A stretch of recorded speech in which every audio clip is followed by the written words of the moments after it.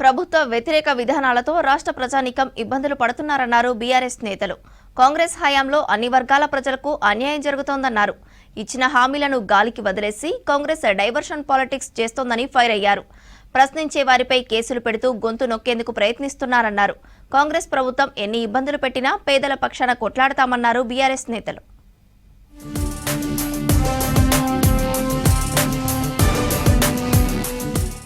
బొగ్గు ఉత్పత్తితో ఏటా సరికొత్త రికార్డులు సృష్టిస్తోన్న సింగరేణి కార్మికులకు సింగరేణి సంస్థ ఆవిర్భావ దినోత్సవ శుభాకాంక్షలు తెలిపారు BRS working president KTR. Telangana కొంగు బంగారం మన సింగరేణి అంటూ ఎక్స్ లో పోస్ట్ చేశారు.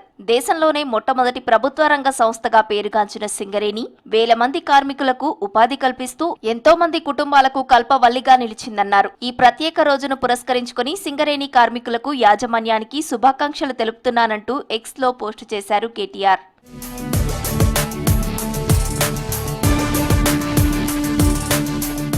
కాంగ్రెస్ హామీలు ఎక్కడివక్కడే ఉన్నాయన్నారు మాజీ మంత్రి హరీష్ రావు. రేవంత్ ఏడాది పాలనలో ఒర్లుడే కాని ఓదార్పు లేదన్నారు. అడిగిన వాళ్లను అదరగొడుతూ ప్రశ్నిస్తే పగబడుతున్నాడన్నారు. కాంగ్రెస్ హయాంలో రైతులకు అన్యాయం జరుగుతోందన్నారు హరీష్. అందరూ కూడా రోడ్ల మీద ఉంటే కనీసం పిలిచి మాట్లాడేటువంటి ఓపిక లేదా?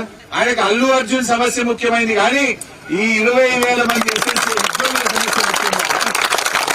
అల్లు అర్జున్ గురించి 2 గంటలు మాట్లాడతారు అసెంబ్లీలో, కానీ 20,000 మంది నా అక్క చెల్లెలు నా అన్నదమ్ములు రోడ్ల మీద ఎండకు వానకు చలికి ధర్నాలు చేసుకుంటే టైం వస్తుంది రేవంత్ రెడ్డి అని అడుగుతా ఉన్నా. ఏం దీని మీద మాట్లాడవా? రాష్ట్రంలోని గౌడ కులస్తులను కాంగ్రెస్ ప్రభుత్వం వేధిస్తోందన్నారు మాజీ మంత్రి శ్రీనివాస్ గౌడ్. మేనిఫెస్టోలో ఇచ్చిన ఏ ఒక్క హామీని ఇప్పటి వరకు నెరవేర్చలేదన్నారు. కల్తీ కల్లు పేరిట జిల్లాలో దాడులు చేస్తూ అక్రమ కేసులు బనాయిస్తున్నారన్నారు. గీత కార్మికులపై దాడులు ఆపకపోతే త్వరలో 1,00,000 మందితో హైదరాబాద్ లో సభ నిర్వహిస్తామన్నారు మాజీ మంత్రి శ్రీనివాస్ గౌడ్. మా జాతిపైన జరుగుతున్న దాడిని పూర్తిగా ఖండిస్తా ఉన్నాం. త్వరలో సభ ఏర్పాటు చేస్తాం. గ్యారెంటీ ముందుకు తీసుకెళ్తాం. ఇచ్చిన హామీ నెరవేర్చాలి.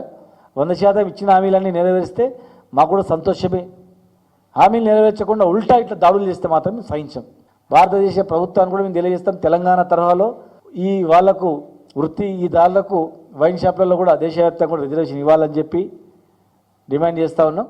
రాష్ట్రంలో కాంగ్రెస్ బీజేపీ కలిసి పనిచేస్తున్నాయన్నారు ఎమ్మెల్సీ కవిత. తెలంగాణ భవన్లో చిట్ చాట్ నిర్వహించారు. రాష్ట్రంలో కాంగ్రెస్ ప్రభుత్వం అధికారంలో ఉన్నా బీజేపీ పార్టీ నడిపిస్తోందన్నారు. బీఆర్ఎస్ వర్కింగ్ ప్రెసిడెంట్ కేటీఆర్ పై కేసు నమోదు చేయడంతో ఆ రెండు పార్టీలో ఒకటేనని మరోసారి రుజువైందన్నారు. ఢిల్లీలో సీఎం రేవంత్ రెడ్డి బీజేపీ నేతలను కలిశాకే కేటీఆర్ పై కేసు నమోదు చేశారన్నారు. ప్రాంతీయ పార్టీలు లేకుండా చేయాలని కాంగ్రెస్ బీజేపీలు కలిసి కుట్ర చేస్తున్నాయన్నారు. భూభారతితో భూములకు భద్రత ఉండదన్నారు. తెలంగాణ అస్తిత్వాన్ని దెబ్బతీసే విధంగా కాంగ్రెస్ ప్రజా వ్యతిరేక నిర్ణయాలతో పాలన కొనసాగిస్తోందన్నారు కవిత.